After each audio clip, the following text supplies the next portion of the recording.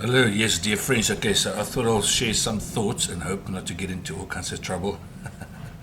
I hear that forgiveness. Well, I actually watched a little video where he got into serious trouble because he said, look, he supports rational thought and he condemns violence, etc., etc. And then he just got called all kinds of names and sponsorships cancelled, all kinds of things. But you know what? The price of doing the right thing is always beneficial in the long term. So I think I'll just put my 5 cents out there. And I want to start with going back to when I was young. It's quite a while ago. And quite a few decades, literally like four decades ago, when I was like out of school, just fresh faced. And then I had to go conscript army, like most of the young men my age who had to go do that. We were pretty much the last intake, around about the mid 80s, you know.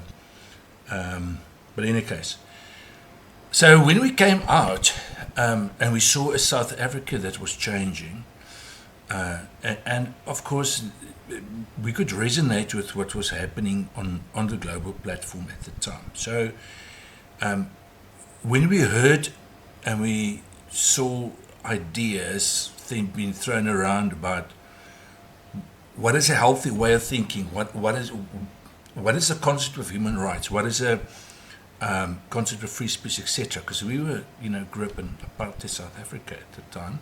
We didn't actually know we grew up. Like you don't know what you don't know. But then, so we started embracing a lot of ideals where we said this is what the world should look like. At the time, the Afrikaners that did the full threat too. There was Koos Kombuis and Veral Farabi, Verenswat, all of them. They did their part. They've actually been honored for doing their part, like many, there were many freedom fighters, not like the new ones, but there were many, and I'll get back to the correlation between the freedom fighters. It's quite interesting. But at that time, we were called leftists. So that's a political term for when you believe in freedom of speech, or you have left-leaning ideas, which is liberation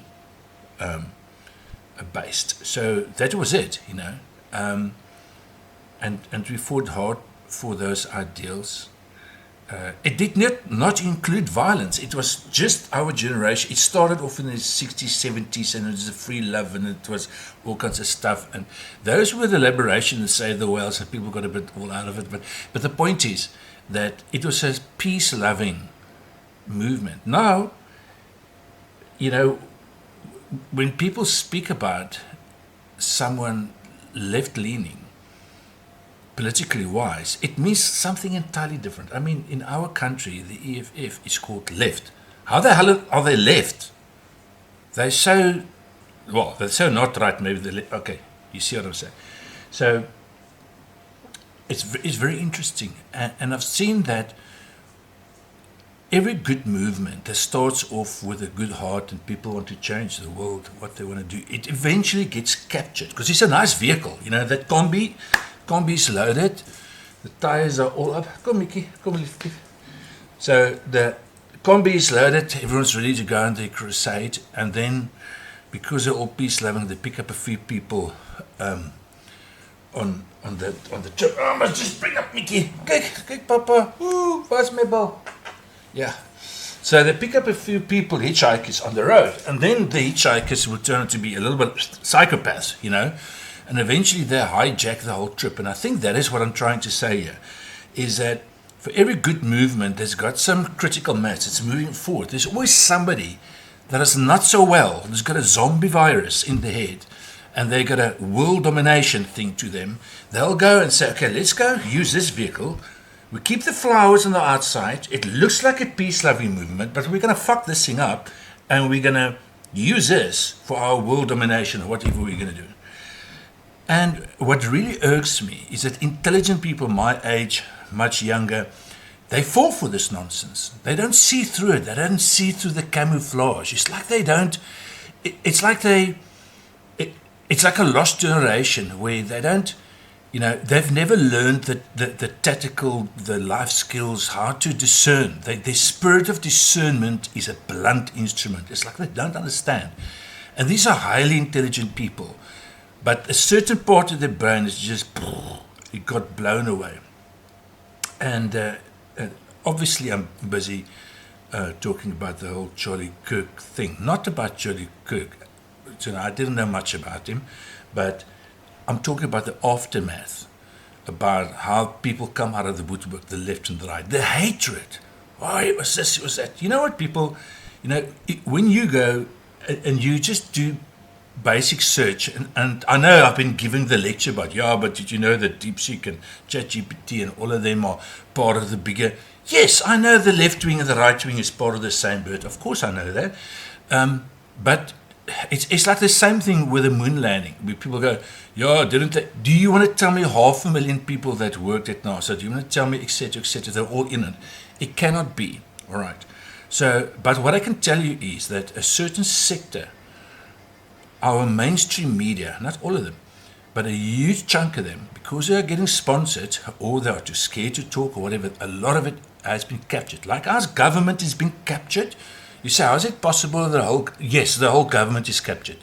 And I'm not talking about civil servants. Civil servants, there's some excellent civil servants out there. They're great, but what I'm saying is there's an element in there that people, they're too scared to open their mouths. A lot of them are all over. But I think that is what happened with the leftist movement. It got captured. Daai doos het in die kombi geklim, toe jy gesê jy ons gaan daai kant toe. And then he captured the whole thing, and now the zombie virus has spread. So I know it's a horrible thing to say, zombie virus, but I'm trying to say that it seems like it's something that people don't know. It's like dementia, it's slowly creeping into you like a virus. You're not really going to be able to do anything, but you have to say, okay, well, I notice this, but if it's a slow thing, you don't realize. That is why when you've been on the wrong road for too long, you will not recognize yourself in the mirror anymore. But you have to go back and say, and I think people that say they stand for liberation, they stand for equality, they stand for fairness and non-violence. They have to go back and say, what does it mean? So I've seen a lot where people go, I've been reported, I'm now experiencing cancel culture. I lost my job because I said, good that this guy died. Well, you thought it's good that he can be shot. So maybe if you lose your job, it's not as bad as him losing his life. So the double standards, the things that people do, I don't understand this. And now we have the right, and now I've also been called right, like a writer here. What the hell does it mean? In my time, when you were right, you were like Eugene de Blaas on the horse, and you like racist or whatever. Goodness. Today, you see people being called right wing, and then, like with the Charlie Kirk thing, they come together peacefully, they light a candle. You don't have to agree with their prayers, you don't have to be a Christian, you just need to have some value system on the inside of you that says certain things are acceptable in this universe and some things are not. Okay? But don't call yourself non-violent when you are violent. Don't call another group whatever you want to call them, and they just come together peacefully. Let them have their right to believe and say what they say, just as much as you want that as well, And when you are in a country, when you go, and when you come to my house, okay, I will ask you nicely, ons gaan braai, ons gaan whatever, and you say to me, no, I don't eat pork. You know what? I'll respect that. I'll try not to, because I don't either, But let's say I love afval, which I don't, by the way, but let's say I do, and you come to my house and I say, look, this is what is for dinner. This is what we do here. Then if you don't like it, just say, thank you, guys. Nice visit. Cheers. I'm going back to where I eat what I like to eat. So that goes for a country. When a country goes and says, a commune or a country, whatever you want to take it to the bigger collective, when they say these are our values and this is what our constitution is built upon, then you can't run around the streets and burn things, break things, because you don't agree that. You cannot come into my house and force your opinion and force your values onto me. And that goes for countries as well. So when you are here and you're coming from Malawi, or you come from America, or you come from wherever, or you come from Australia and you do a barbecue, you're here, we use wood. I'm just joking.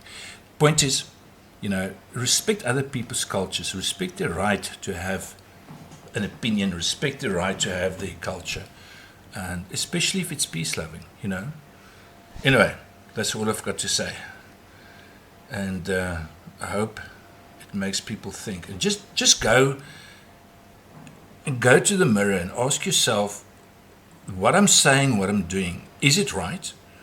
I've seen many people put out jokes and stuff. Then I go check, well, did this guy say that? No, he didn't say that. Or it's taken out of context. It's like the photograph where the guy jumps with a gun, but he's actually taking it away from another one, and then because it's cropped in, it shows just a part of the picture. And this is what's happening now. So anyone that has access to internet goes out and they would spread false narratives, and then the so-called left now, they would just fall for it and just go, let's go share this nonsense, And then somebody else on the other side, they have an emotional reaction to it, and they get all angry and they share this nonsense again, and they call for the death of people. We have to be people of principle, not people of emotion, Your emotions are good. It is there to support your principles, but always ask yourself, what is the principle here? All right, enough ramblings. Have a lovely day. Bye.